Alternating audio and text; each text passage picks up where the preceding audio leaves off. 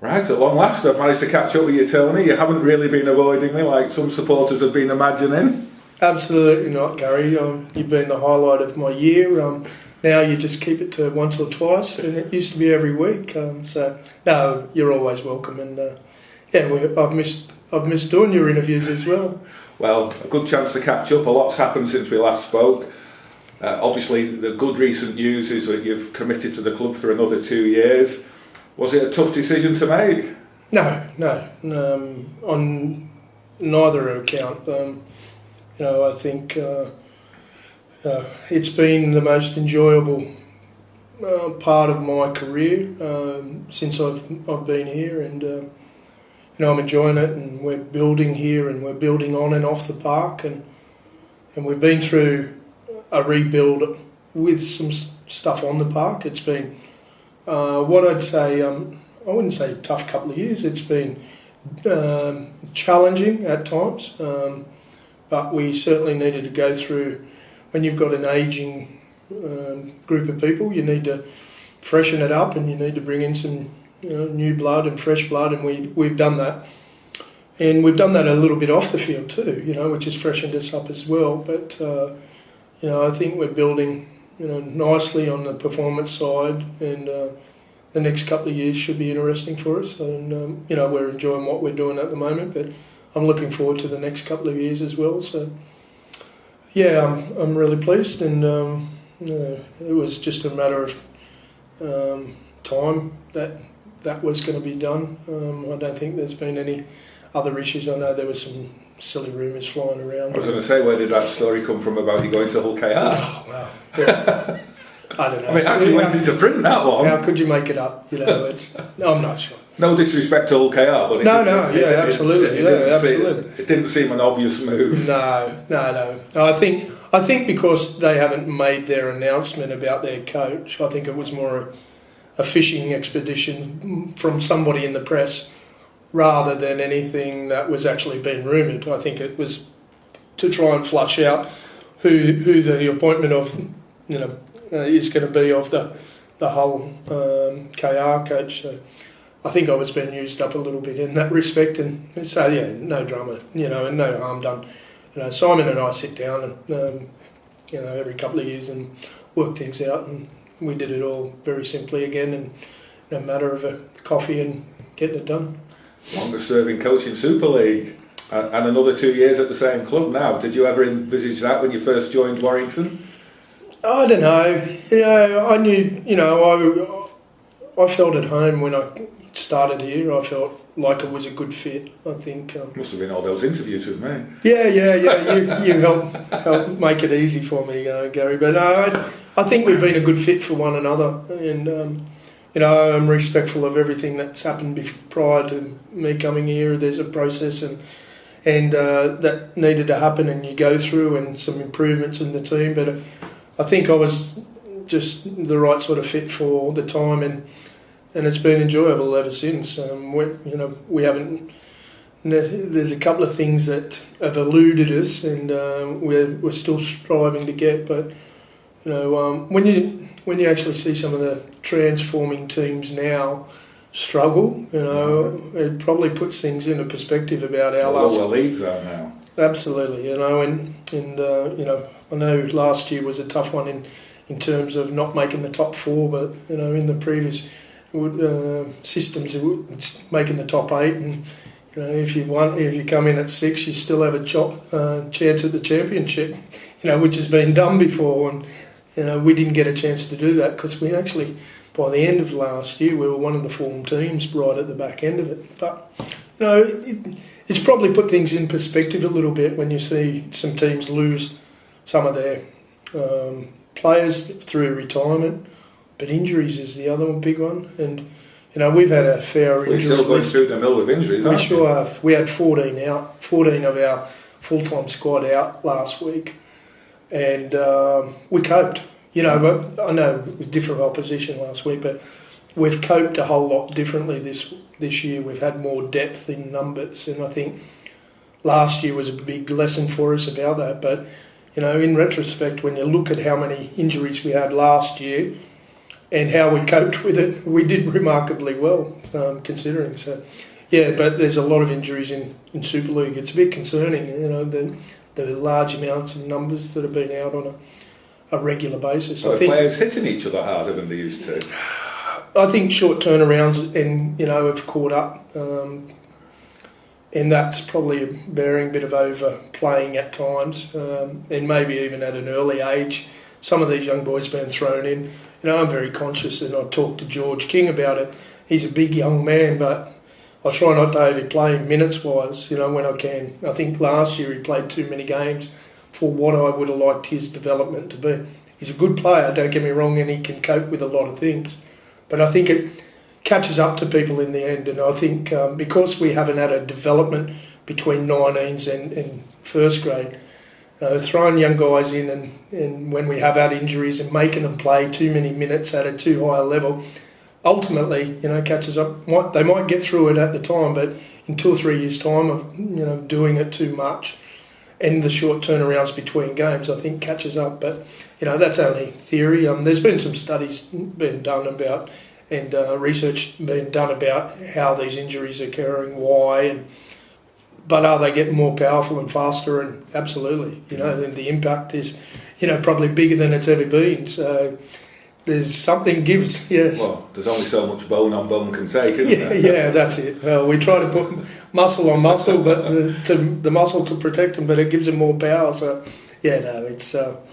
it's concerning at times. Yeah, certainly. Would you say this is the strongest squad you've had at Warrington since you've been in charge?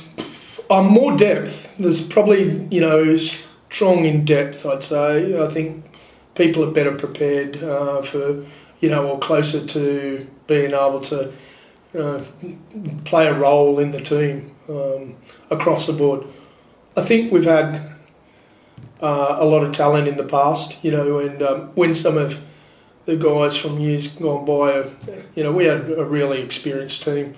And when they were all on the park, they were very strong as well. And, I think 2011 was probably one of those. But I think this year, in terms of talent and depth, this team's right up there. I mean, I'm bringing someone like Kurt Gidley into the squad was quite a masterstroke. Well, it seems that way, but I don't know about masterstroke. These people aren't, people of his quality aren't always available. We would have loved to have had a equal replacement for Lee Breer as soon as Lee Breers retires. Lee was going to do another year until his neck injury came along, and we didn't find out till the end of the season that he wasn't going to be able to go the next season. Did we really think that we needed a halfback of his sort of experience?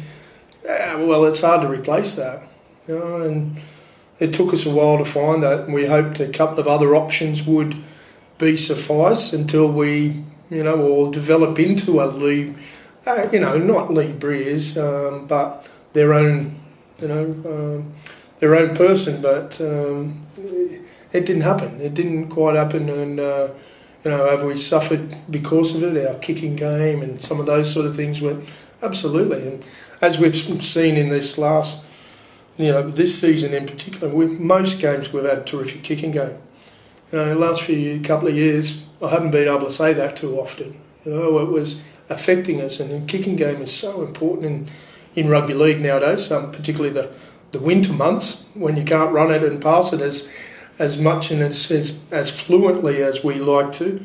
In the summer months, I think you can run it a bit more and pass it around, but kicking games in those dour, wintry sort of times where you're kicking off your season and you're also finishing your season is so important. And with the addition of Chrissy Sandow as well, I know we're talking about Kurt, but Chrissy gave us some X factor, and his kicking game was second to none really. At the start of the season, and we hope to get him back in a reasonably soon.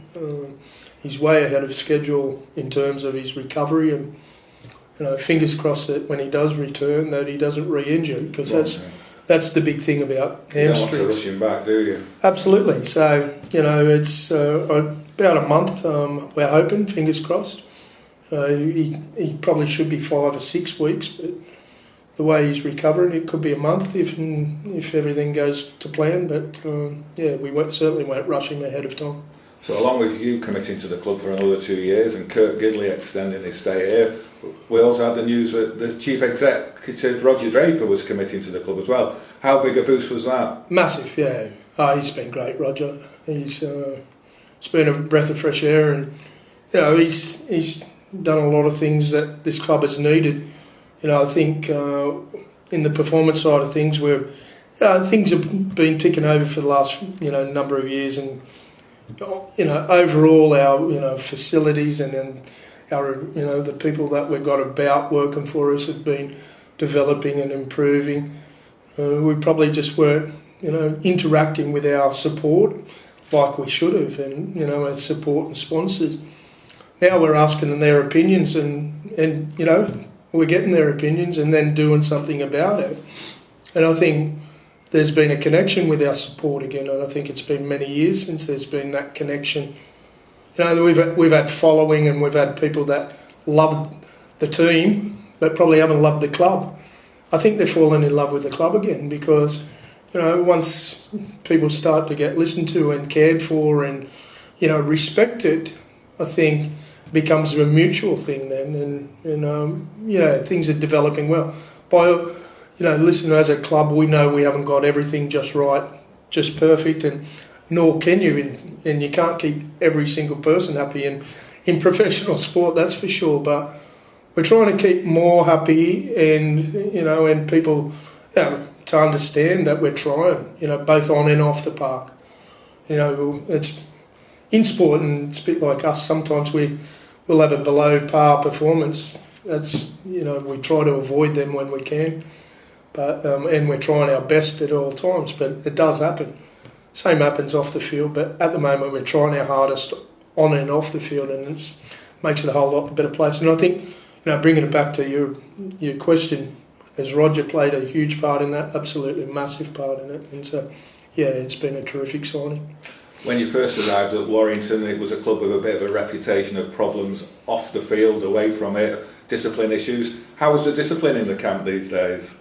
Yeah, good. Yeah, pretty good.